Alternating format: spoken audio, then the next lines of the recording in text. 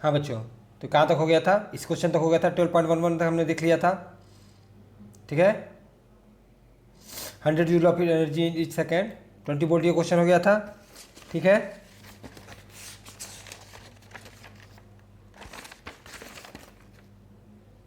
अब हम लोग देखेंगे नेक्स्ट एग्जाम्पल 12.12। एग्जाम्पल 12.12।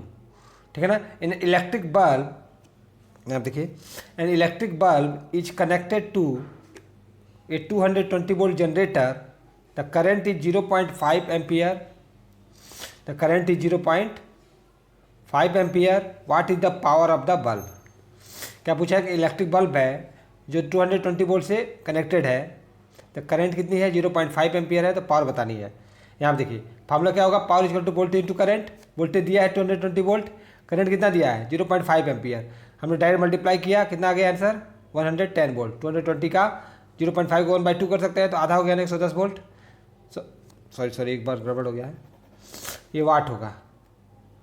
क्या हो जाएगा? वाट हो जाएगा। पावर यूनिट क्या होती है? वाट होती है ना। क्लियर है क्वेश्चन? सिंपल क्वेश्चन है। Power equal to voltage into current. Voltage दिया है, करंट दिया है, क्वेश्चन हो गया। अब हम लोग देखेंगे एनसीईआरटी का एग्जांपल 12.13। एनसीईआरटी का एग्जांपल 12.13 क्वेश्चन देखिए यहाँ पे। इलेक्ट्रिक रेफ्रिजरेटर, एक रेफ्रिजरेटर है रेटेड 400 वाट का। कभी भी जो कोई भी आप इलेक्ट्रॉनिक सामान खरीदने जाते हो तो हर जो उसकी रेटिंग होती है वो वाट में ही बताते हैं। तो जो रेफ्रिजरेटर वो कितने वाट का है? 400 वाट का है, और ऑपरेट्स 8 आवर ए डे, एक दिन में 8 घंटे यूज होता है। ठीक है, what is the cost of the energy to operate it for 30 days. अगर 30 दिन हम इसको यूज करें at 3 rupees per kilowatt hour है, मतलब 3 रुपये यूनिट है। कितना यूनिट है? 3 रुपीज। एक यूनिट का दाम कितना है आपको बताया था मैंने, 1 किलो वाट आवर 1 यूनिट होता है, तो 1 यूनिट का दाम 3 रुपये है, तो कितना बिजली का बिल आया 30 दिन में। ठीक है, तो डेज कितने हैं? 30 डेज। 1 यूनिट में आपको पता है 1 किलो वाट आवर होता है, जिसकी यूनिट कितना पैसा है? 3 रुपये है, 3 रुपये है। क्लियर है? पावर कितना है? 400 वाट। पावर कितना है? 400 वाट। टाइम कितना है? 8 आवर्स पर डे। तो एनर्जी आपको पता है पावर इंटू टाइम। पावर कितना है? 400, टाइम कितना है? 8, और 30 दिन तक जलाया है, तो एक दिन में 8 दिन, सॉरी एक दिन में 8 घंटे, और टोटल कितने? 30 दिन।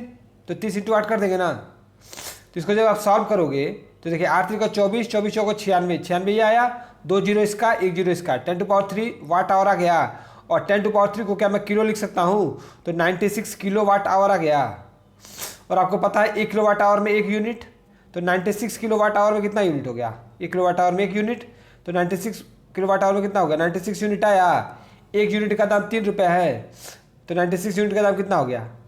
288 रुपये। क्लियर है? कितना आएगा? 288 रुपये। समझ में आया?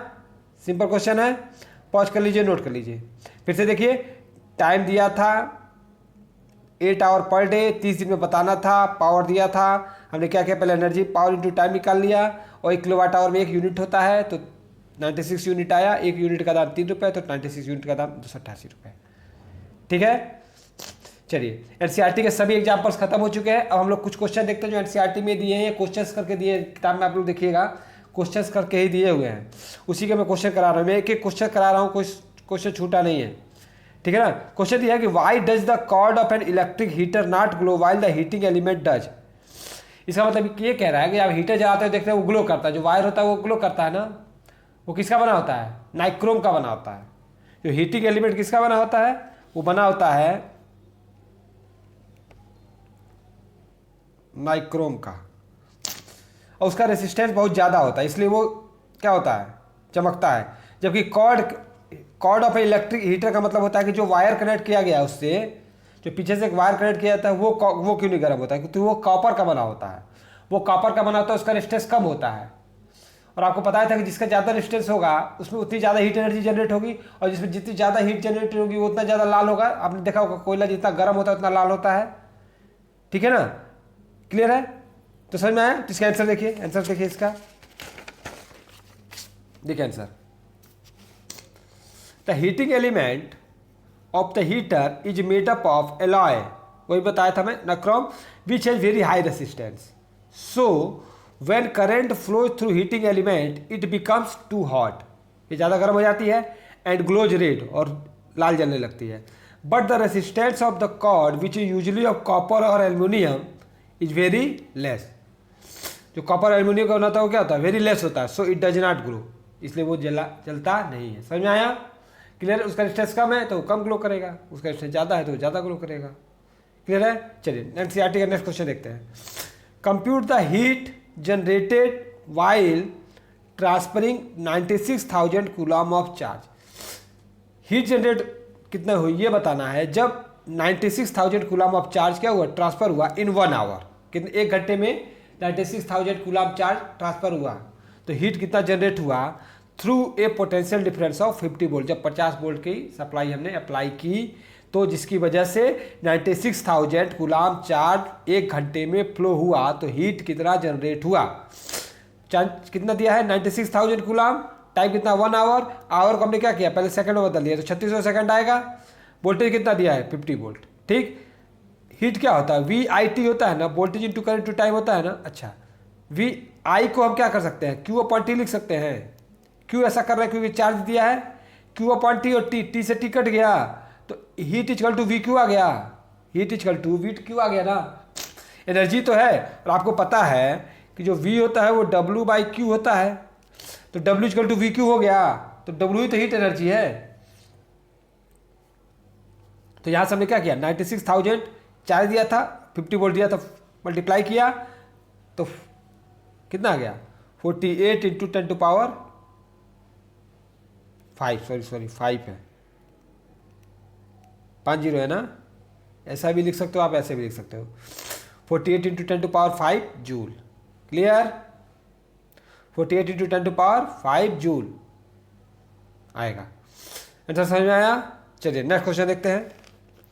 N electric iron of resistance 20 ohm takes a current of 5 ampere. एक इलेक्ट्रिक आयरन है जिसका करंट कितना है 5 एम्पियर फ्लो हो रहा है, जिसमें इसका रेजिस्टेंस कितना है 20 ओम है।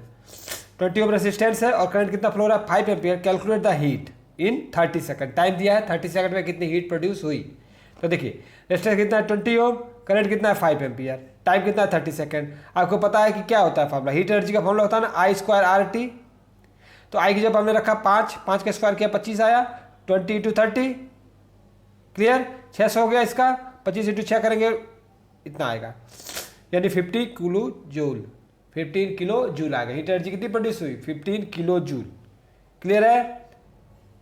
पॉज करिए और नोट करिए, पॉज कर लीजिए और नोट कर लीजिए, और कोई डाउट हो तो आप पूछ सकते हैं। ठीक है, चलिए लोग नेक्स्ट क्वेश्चन देखते हैं। क्वेश्चन ये कह रहा है कि what determines the rate at which energy is delivered by the current. कौन डिटरमाइन करता है the rate at which energy delivered by the current. तो कौन करता है, वो पावर करता है। पावर डिटरमाइन करता है, बताया था ना पावर क्या होता है, एनर्जी रेट कंजप्शन बताता है ना। क्लियर है ना, एनर्जी का रेट कंजप्शन बताता है पावर। पावर क्या होता है, पावर होता है एनर्जी अपॉन टाइम ना। तो एनर्जी पर यूनिट टाइम कितना डिलीवर्ड हो रहा है, किस रेट से एनर्जी ट्रांसफर हो रहा है, वही तो पावर होता है, तो पावर बताता है। क्लियर है? चलिए नेक्स्ट क्वेश्चन देखिए एनसीईआरटी का। An electric motor takes 5 ampere from a 220 volt line. एक इलेक्ट्रिक मोटर है जो 5 एम्पियर करंट ले रहा है, ठीक है, कितने से 220 वोल्ट लाइन से। Determine the power of motor and energy in 2 hour. क्या बताना है, पावर और एनर्जी बताना है कि 2 घंटे में कितना कंज्यूम हुआ, कितना पावर था और कितनी एनर्जी कंज्यूम हुई 2 घंटे में। ठीक है, तो आपको पता है टाइम कितना दिया 2 आवर, करंट 5 एम्पियर और वोल्टेज 220 वोल्ट। पावर कितना है, वोल्टेज इंटू करंट। पावर कितना होता है, वोल्टेज इंटू करंट। वोल्टेज की वैल्यू कितनी रखी 220 वोल्ट इंटू 5 कितना गया 1100 वाट आया। ठीक है ना, 1100 वाट को हम क्या लिख सकते हैं 1.1 किलो वाट लिख सकते हैं ना। तो पावर कितना कंजप्शन हुआ 1.1 किलो वाट। और एनर्जी, एनर्जी क्या होता है वी आई टी। एनर्जी कितनी होती है वी आई टी, और वी आई की जब मैं पी टी पी लिख सकता हूँ तो पी टी हो गया, पी की वैल्यू 1.1 या 1100 कुछ भी लिख सकता हूँ मैं। ठीक है, इंटू 2, टाइम कितना है 2, तो क्या हो गया 1.1 किलो वाट। ये तो पहले से था ही, और आवर भी आ गया, तो 1.1 किलो वाट आवर आया, इंटू 2 से मल्टीप्लाई कर दोगे। क्लियर है, तो यहाँ पर क्या आ जाएगा 2.2, क्योंकि 1 किलो वाट आवर 1 यूनिट होता है, तो 2 इंटू 2.2 यूनिट आ गया, 2.2 यूनिट आपकी एनर्जी कंज्यूम हुई। क्लियर है? क्लियर है? तो अब एनसीईआरटी के केवल एक्सरसाइज बचे हैं, बाकी सभी चीज़ें खत्म हो गई। एनसीईआरटी का एक एक क्वेश्चन, एक एक एग्जाम्पल आपका खत्म हो चुका है। ठीक है, कोई भी डाउट हो आप पूछ सकते हैं। ठीक है, थैंक यू।